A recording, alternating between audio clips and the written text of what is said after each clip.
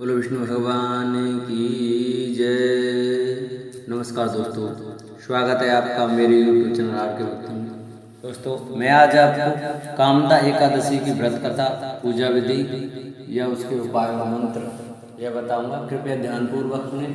जो भक्त हमारे चैनल पर नए आए हैं वो हमारे चैनल को सब्सक्राइब करें, वीडियो को लाइक करें और कमेंट में ओम नमो भगवते वासुदेवाय लिखना न भूलें। कामदा एकादशी व्रत कथा। मान्यता के अनुसार चैत्र मास के शुक्ल पक्ष की एकादशी तिथि को कामदा एकादशी कहा जाता है। इस एकादशी व्रत में से सभी तरह के पाप नष्ट हो जाते हैं और मृत्यु के बाद मोक्ष मिलता है। यह व्रत करने से श्री विष्णु भगवान प्रसन्न होकर अपने भक्तों के सभी रुके कार्यों को सफलता प्रदान करते हैं। हिंदू शास्त्रों के अनुसार इस एकादशी के बराबर संसार में कोई और दूसरा व्रत नहीं है। इस एकादशी की कथा पढ़ने या सुनने से वाजपेयी यज्ञ का फल प्राप्त होता है। वहीं इस एकादशी पर विधि पूर्वक भगवान विष्णु का पूजन करने से समाज पाप नाश को प्राप्त होते हैं तथा मनुष्य राक्षस आदि योनि से छूट जाता है। कामदा एकादशी व्रत कथा। प्राचीन काल में भोगीपुर नामक एक नगर था। वहां पर अनेक ऐश्वर्यों से युक्त पुंडरीक्ष नाम का एक राजा राज करता था। भोगीपुर नगर में अनेक अप्सरा, किन्नर तथा गंधर्व वास करते थे। उनमें से एक जगह ललिता और ललित नाम के दो स्त्री पुरुष अत्यंत वैभवशाली घर में निवास करते थे। उन दोनों में अत्यंत स्नेह था, यहाँ तक कि अलग अलग हो जाने पर दोनों व्याकुल हो जाते थे। एक समय पुंडरीक की सभा में अन्य गंधर्वों सहित ललित भी गान कर रहा था। गाते गाते उसको अपनी प्रिय ललिता का ध्यान आ गया और उसका स्वर भंग होने के कारण गाने का स्वरूप बिगड़ गया। ललित के मन के भाव जानकर कारकोट नामक नाग ने पद भंग होने का कारण राजा से कह दिया। तब पुंडरीक ने क्रोध पूर्वक कहा कि तू मेरे सामने गाता हुआ अपनी स्त्री का स्मरण कर रहा है, अतः तू कच्चा मांस और मनुष्यों को खाने वाला राक्षस बनकर अपने किए कर्म का फल भोग। पुंडरीक के श्राप से ललित उसी क्षण महाकाय विशाल राक्षस हो गया। उसका मुख अत्यंत भयंकर, नेत्र सूर्य चंद्रमा की तरह प्रदीप्त तथा मुख से अग्नि निकलने लगी। उसकी नाक पर्वत के कंदरा के समान विशाल हो गई और गर्दन पर्वत के समान लगने लगी। सिर के बाल पर्वतों पर खड़े वृक्षों के समान लगने लगे तथा भुजाएं अत्यंत लंबी हो गईं। कुल मिलाकर उसका शरीर 8 योजन के विस्तार में हो गया। इस प्रकार राक्षस होकर वह अनेक प्रकार के दुखों को भोगने लगा। जब उसकी प्रियतमा ललिता को यह वृत्तांत मालूम हुआ तो उसे अत्यंत खेद हुआ और वह अपने पति के उद्धार का यत्न सोचने लगी। वह राक्षस अनेक प्रकार के घोर दुख सहता हुआ घने वनों में रहने लगा। उसकी स्त्री उसके पीछे पीछे जाती और विलाप करती रहती। एक बार ललिता अपने पति के पीछे घूमती घूमती विंध्याचल पर्वत पर पहुंच गई, जहाँ पर ऋषि श्रृंगी का आश्रम था। ललिता शीघ्र श्रृंगी ऋषि के आश्रम में गई और वहां जाकर विनीत भाव से प्रार्थना करने लगी। उसे देखकर श्रृंगी ऋषि बोले कि हे सुभगे, तुम कौन हो और यहाँ किस लिए आई? ललिता बोली कि हे मुने, मेरा नाम ललिता है और मेरा पति राजा पुंडरीक के श्राप से विशालकाय राक्षस हो गया है। इसका मुझको महान दुख है, उसके उद्धार का कोई उपाय बतलाइए। श्रृंगी ऋषि बोले, हे गंधर्व कन्या, अब चैत्र शुक्ल एकादशी आने वाली है जिसका नाम कामदा एकादशी है। उसका व्रत करने से मनुष्य के सब कार्य सिद्ध होते हैं। यदि तू कामदा एकादशी का व्रत कर उसके पुण्य का फल अपने पति को दे तो वह शीघ्र ही राक्षस योनि से मुक्त हो जाएगा और राजा का श्राप भी अश्वमेध शांत हो जाएगा।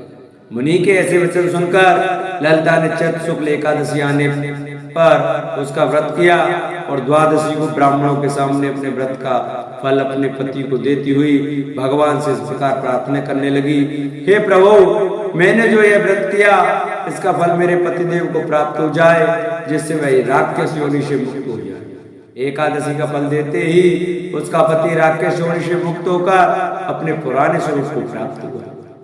फिर अपने सुंदर वस्त्राभूषणों से युक्त होकर ललिता के साथ विहार करने लगा। उसके पश्चात वे दोनों विमान में बैठकर स्वर्गलोक को चले गए। अतः इस व्रत को विधि पूर्वक करने से समस्त पाप नाश हो जाते हैं तथा राक्षस आदि की योनि भी छूट जाती है। इसकी कथा पढ़ने या सुनने से वाजपेयी यज्ञ का फल प्राप्त होता है। संसार में इसके बराबर कोई दूसरा व्रत नहीं है।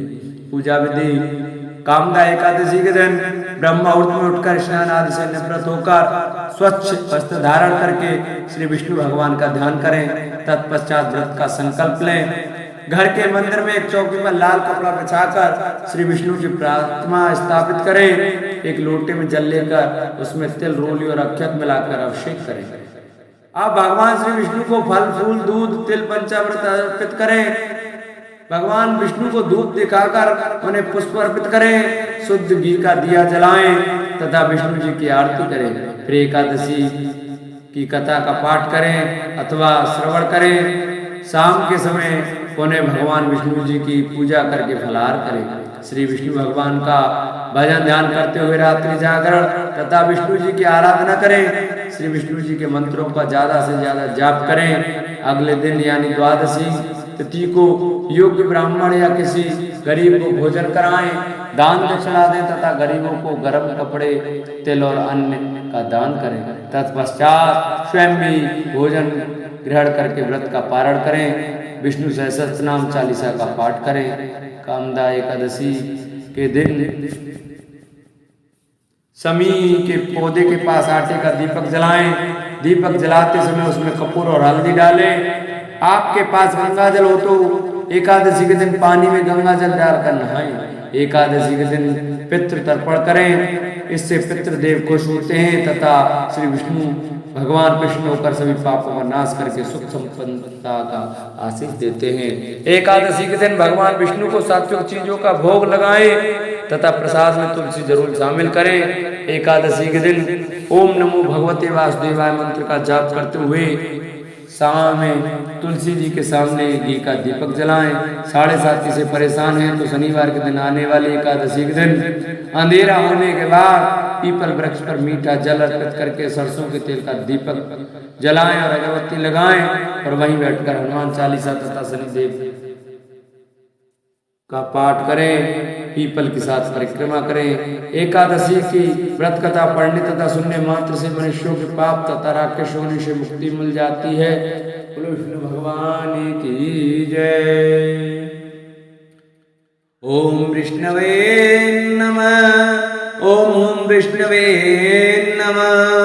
ओम नमो भगवते वासुदेवाय नमः। ओम नमो नारायणाय नमः। ओम नमो नारायणाय श्रीमन्नारायणाय नारायण हरि हरि। श्री कृष्ण गोविंद हरे मुरारी। हे नाथ नारायण वासुदेवा। ओम नारायणाय विद्महे वासुदेवाय धीमहि तन्नो विष्णु प्रचोदयात्। बोलो विष्णु भगवान की जय। जिन भक्तों को हमारी वीडियो अच्छी लगी हो वो हमारी वीडियो को ज़्यादा से ज़्यादा शेयर करें, चैनल को सब्सक्राइब करें, वीडियो को लाइक करें और कमेंट में ओम नमो भगवते वासुदेवाय लिखना न भूलें। बोलो विष्णु भगवान की जय।